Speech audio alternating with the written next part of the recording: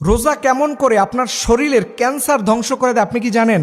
আপনি যদি আমার কথা অনুযায়ী এইভাবে রোজা রাখতে পারেন, দেখবেন আপনার শরীরে কোনো ক্যান্সারের সেল থাকবে না। বিজ্ঞানীরা বলতেছে কোনো মানুষ যদি 30টা রোজা ঠিকঠাক ভাবে রাখতে পারে তাহলে তার শরীরের মধ্যে কোনো ক্যান্সারের সেল থাকবে না। এই রোজাকে গবেষণা করে জাপানের বিজ্ঞানী ওসুমি তিনি নোবেল পুরস্কার পর্যন্ত পেয়েছেন। এখন প্রশ্ন হলো কিভাবে রোজা রাখলে আমাদের শরীরে ক্যান্সার ধ্বংস হয়। 1 নাম্বার মনে রাখতে হবে, আপনি রাসূল সাল্লাল্লাহু আলাইহি সাল্লামের সিস্টেম অনুযায়ী ইফতারি করবেন। কিভাবে?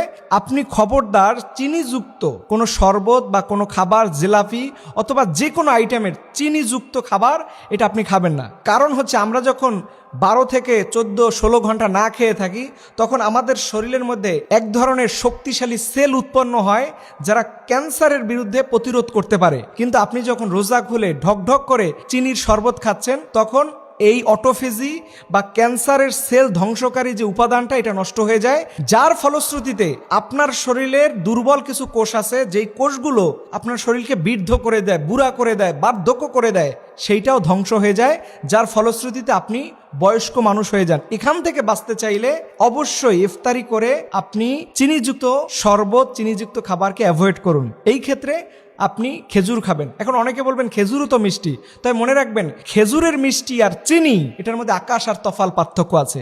খেজুরের মধ্যে রয়েছে প্রোটিন সমৃদ্ধ, যেগুলো আপনার শরীরের অটোফেজি অর্থাৎ ক্যান্সার দূর করার জন্য এটা খুব শক্তিশালী হিসাবে কাজ করে। এবং এই জাপানের বিজ্ঞানী ওসুমি বলেছেন 12 থেকে 14-16 ঘন্টার পরে তার শরীরে অটোফেজি হয়।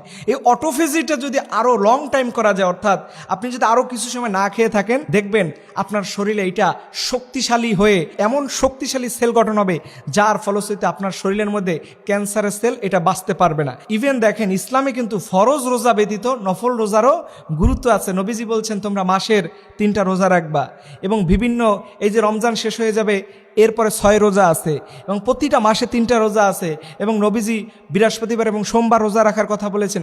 এইভাবে করে যদি আপনি রোজা রাখতে পারেন, ক্যান্সার সহ বড় বড় রোগের জার্মগুলো ধ্বংস হয়ে যাবে। এটা আল্লাহর নবীর দেয়া। এবং আপনি জানেন কুতিবা আলাইকুম শব্দ দিয়ে আল্লাহ তাআলা বুঝিয়েছেন রোজা ছিল সব জাতিদের, শুধু মুসলমানদের না।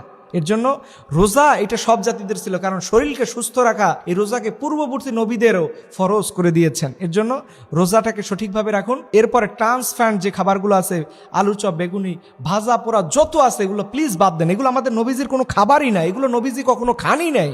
আল্লাহু আকবার। কিন্তু তার উম্মতদেরকে কে বুঝাবে আমরা এগুলো না খেলে আমাদের রোজা হজম হয় না? আপনি সুস্থ থাকতে চাইলে, বড় বড় রোগ থেকে বাঁচতে চাইলে এই মুহূর্তে আপনি সুন্দরভাবে রোজা রাখুন। রোজা শুধু ইবাদত না, এটা আপনার শরীরের একটা চিকিৎসা।